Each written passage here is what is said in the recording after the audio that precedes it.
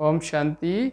आज 25 फरवरी 2021 के साकार महावाक्य है, जिसमें बाबा ने विशेष कहा है, मीठे प्यारे लाडले बच्चों, तुम्हें याद में रहने का अभ्यास करना है, याद में रहने का निरंतर पुरुषार्थ करना है, क्योंकि याद के बल से ही तुम विघ्नजीत बनेंगे। तो परमात्मा की याद से ही हम बच्चे सारे विघ्नों को जीत सकते हैं और विघ्नजीत बन सकते हैं। इसलिए सदा निरंतर याद में रहना है। फिर आज प्रश्न में बाबा ने कहा, कौन सा ख्याल या विचार आया तो फिर पुरुषार्थ में गिर पड़ेंगे। खुदाई खिदमतगार बच्चे कौन सी सेवा करते रहेंगे? जो खुदाई खिदमतगार बच्चे हैं वो कौन सी सेवा करते रहेंगे? तो फिर बाबा ने कहा, कई बच्चे समझते हैं अभी तो टाइम बहुत पड़ा है विनाश के लिए, तो पीछे पुरुषार्थ कर लेंगे, आखिरी में पुरुषार्थ कर लेंगे। तो बाबा कहते हैं कि ये जो ख्याल आता है ना, यही गिरने का कारण बन जाता है, क्योंकि मौत का तो कोई नियम नहीं है कि कोई जब पूरे किसी की बुढ़ापा आएगा या बिल्कुल अंतिम अवस्था होगी या इतने साल की आयु होगी तभी मौत आएगी। ये तो मृत्यु लोक है, कलयुग। तो इसमें बच्चे, जवान, बूढ़े कभी भी अकाले मृत्यु को प्राप्त हो जाते हैं। तो इसलिए यहाँ मृत्यु का कोई नियम नहीं है, तो इसीलिए कभी भी ये विनाशी शरीर छूट सकता है। तो इसलिए आखिरी में पुरुषार्थ कर लेंगे, ये पुरुषार्थ आखिरी के लिए नहीं रखना चाहिए। जब भी हमको समय मिलता है तो कर्मयोगी बनकर कर्म करते हुए बाबा की याद में रहना है और पुरुषार्थ करना है।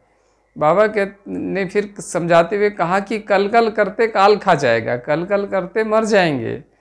और फिर ऐसे मत समझो कि बहुत वर्ष पड़े हैं, समझते अभी तो बहुत वर्ष पड़े हैं। कलयुग को अभी दुनिया वाले लोग कहते हैं कलयुग को भी 4,32,000 वर्ष पड़े हैं। बाबा तो कहता है कलयुग का बच्चा नहीं अभी, बस बच्चा नहीं अभी, थोड़ा सा बचा है, बस विनाश बिल्कुल नज़दीक है, संगम युग चल रहा है। परमात्मा आया है, पर काया प्रवेश करके गीता का गहरा ज्ञान दे रहा है। ये अति रुद्र गीता ज्ञान यज्ञ है, जिससे विनाश ज्वाला प्रकट होगी। कभी कभी बाबा मुरलियों में कहते हैं मौत सामने खड़ी है।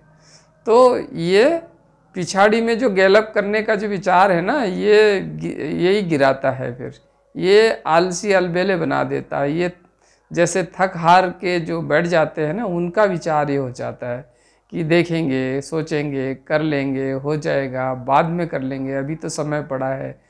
तो ये सब मन को भ्रमित करने की बातें हैं। इसलिए जो करना है अभी करना है, आज करना है, अभी करना है। तो इस तरह का बाबा ने कहा उमंग उत्साह में रहना चाहिए। तो जिनको भी ये ख्याल आता है ना कि जब कर लेंगे हो जाएगा, वही गिराने का ख्याल है, फिर वो पुरुषार्थ में नीचे गिरा देता है।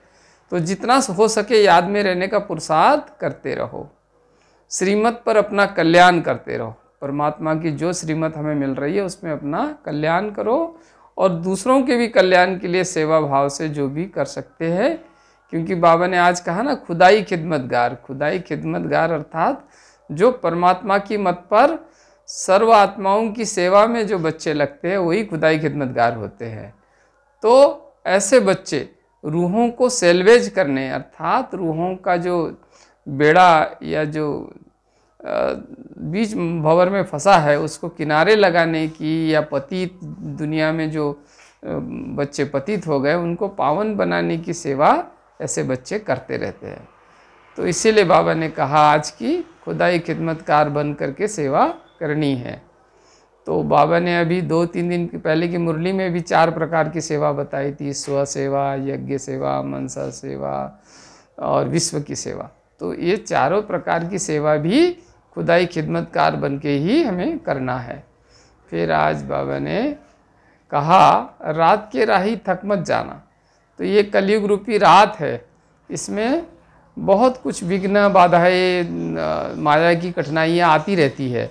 तो बाबा ने कहा इसमें थकना नहीं है, ये निरंतर आती रहेगी, जाती रहेगी, पर इसमें हमें अथक बन करके आगे बढ़ते रहना है।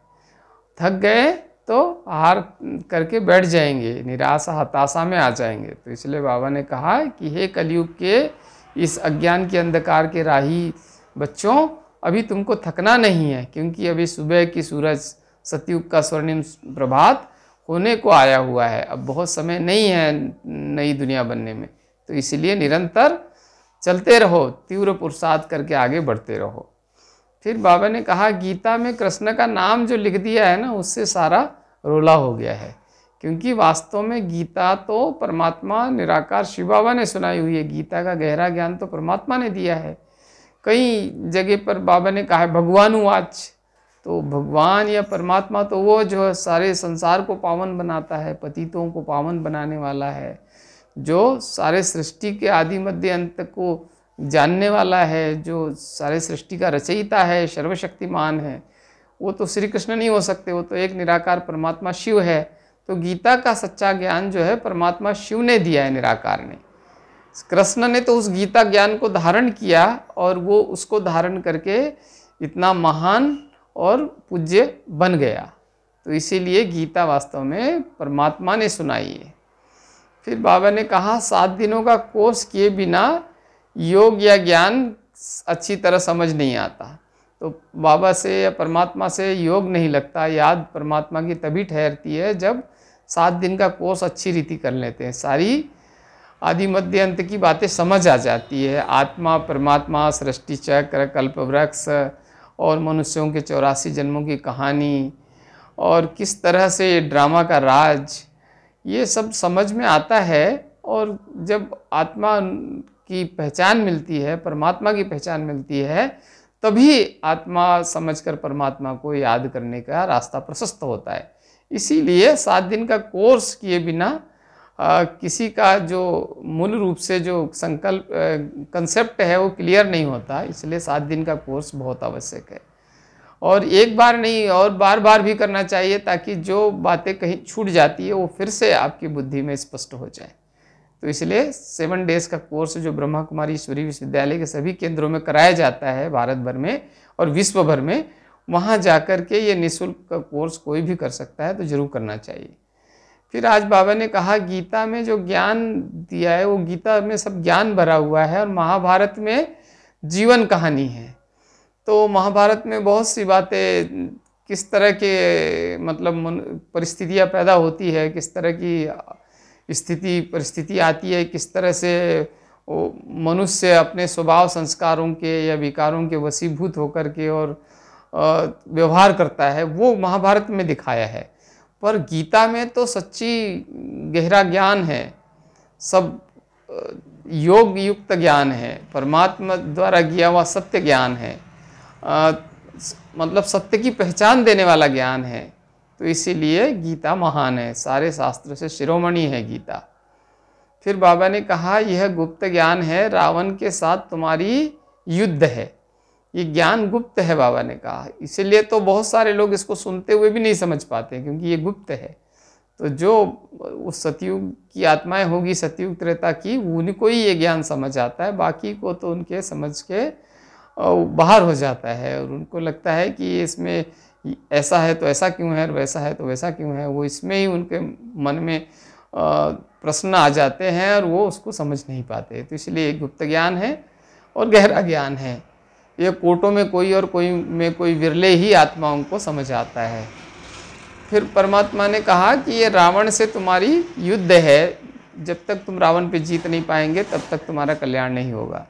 फिर बाबा ने कहा ब्रह्मा कुमार कुमारियाँ ही श्रेष्ठाचारी दुनिया स्थापन कर रहे हैं।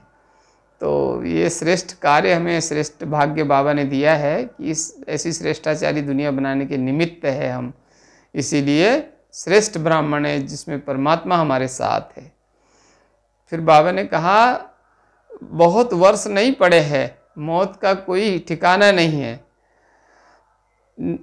कभी भी आ सकती है। पवित्र बनो तो मुक्तिधाम चले जाएंगे। कब मौत आ जाए कोई भरोसा नहीं, उसके पहले पवित्र बनो तो मुक्तिधाम जीवन मुक्ति में चले जाएंगे। इसलिए पुरुषार्थ करना है। फिर आज बाबा ने सार में कहा यह बना बनाया ड्रामा है, इसलिए विघ्नों से घबराना नहीं है। ये सब बातें निश्चित है, जो बनी बनाई बन रही है, इसमें कुछ नया नहीं हो रहा है, कुछ अनहोनी नहीं हो रही है। इसलिए घबराना नहीं है, डरना नहीं है, और खुशी खुशी चलते जाना है, बस पुरुषार्थ करते जाना है। कर्म करना हमारा जो पुरुषार्थ करना, कर्म करना हमारा धर्म है। बाकी फल क्या होगा ये हमें परमात्मा को छोड़ना चाहिए कि परमात्मा जब हम अच्छे कर्म करेंगे तो अच्छा ही फल देगा, उसके लिए घबराने डरने की बात नहीं है। फिर विघ्नों में याद की यात्रा को भूल नहीं जाना चाहिए। जितने ज़्यादा विघ्न आते उतनी याद की यात्रा या और मजबूत होनी चाहिए और परमात्मा को मजबूती से याद करना चाहिए। तो विघ्नों में घबराना नहीं है, याद की यात्रा को भूलना नहीं है। ज्ञान रहे याद की यात्रा कभी, ध्यान रहे याद की यात्रा कभी ठहर न जाए, मतलब रुक न जाए याद की यात्रा में, हम निरंतर चलते रहे। यात्रा में जब रुक जाते हैं ना तो यात्रा का मज़ा खत्म हो जाता है। इसलिए यहाँ पे भी परमात्मा की याद की यात्रा में निरंतरता होनी चाहिए। फिर बाबा ने आज कहा, पारलौकिक बाप का परिचय सबको देते हुए पावन बनने की युक्ति बतानी है कि कैसे पावन बन सकते हैं। ये कलयुग की दुनिया में पवित्रता को सबसे कठिन समझते हैं मनुष्य आत्माएं, तो उनको युक्ति बतानी चाहिए कि कैसे परमात्मा आकर के हमें सत्य ज्ञान की अनुभूति करा रहा है और जिसमें पवित्र बनना कितना सहज है। फिर दैवी झाड़ का सैपलिंग लगाना है। अभी जो समय चल रहा है इसमें नया दैवी झाड़ कल्प वृक्ष की अभी कलम लग रही है, तो वो हमको लगाना है ताकि नए आने वाले जो दैवी झाड़ है उसके लिए हम निमित्त बन सके। फिर बाबा ने आज वरदान में कहा, सर्व जिम्मेदारियों के बोझ बाप को देकर सदा अपनी उन्नति करने वाले सहज योगी भव। तो जितने भी जिम्मेदारियों के बोझ अपने कंधे पर, अपने सिर पर लेकर चल रहे हैं ना, वो सब बाबा को देना है। और तो जितना बाबा को दे देंगे तो फिर उन्नति करने वाले सहज योगी बन जाएंगे, और जितना बोझ अपने ऊपर रखेंगे तो उतना बोझ के मारे दबे रहेंगे, तो उन्नति रुक जाएगी। फिर बाबा ने उसी को और विस्तार करते हुए बताया, जो बच्चे बाप के कार्य के संपन्न करने की जिम्मेदारी का संकल्प लेते हैं उन्हें बाप इतना ही सहज सहयोग देते हैं। सिर्फ जो भी व्यर्थ का बोझ है वह बाप को पर छोड़ दो, बाबा पे छोड़ दो। बाबा बोझ लेने को तैयार हैं, तो व्यर्थ का बोझा अपने ऊपर मत रखो, नहीं तो उमंग उत्साह कम हो जाएगी। थोड़ा जो जोश चाहिए बाबा के कार्य में, सेवा में निरंतरता चाहिए, वो नहीं होगी। तो इसलिए बोझ बाबा को दे दो। बाप का बनकर बाप पर जिम्मेदारियों का बोझ छोड़ने से सफलता भी ज़्यादा होती है और उन्नति भी सहज हो जाती है। तो जितनी उम्मीद है उससे ज़्यादा सफलता होती है और फिर उन्नति भी बिल्कुल सहज होती है। क्योंकि और क्योंकि क्वेश्चन में नहीं पढ़ना है, क्योंकि वो जो प्रसन्न रहना चाहता है तो प्रश्न बहुत नहीं चाहिए।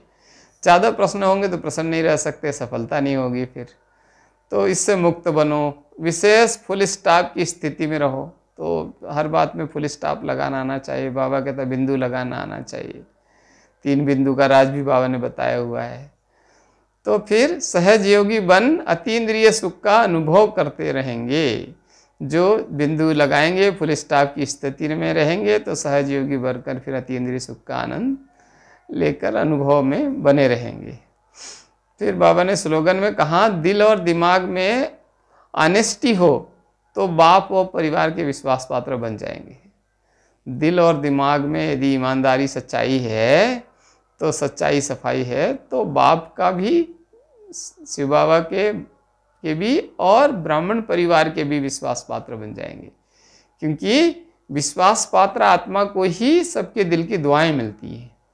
क्योंकि बाबा की भी सच्ची दुआएं हमें चाहिए, तो ब्राह्मण परिवार की भी हमें दुआएं चाहिए। क्योंकि बाबा ने 3 सर्टिफिकेट लेने के लिए कहा है मुरली में, स्वपसंद, लोक पसंद और प्रभु पसंद। तो लोक पसंद अर्थात ब्राह्मण परिवार की पसंद भी हम तभी बनते हैं जब हम सच्ची दिल और दिमाग में ऑनेस्टी रखते हैं, ईमानदारी रखते हैं, सच्चाई सफाई रखते हैं।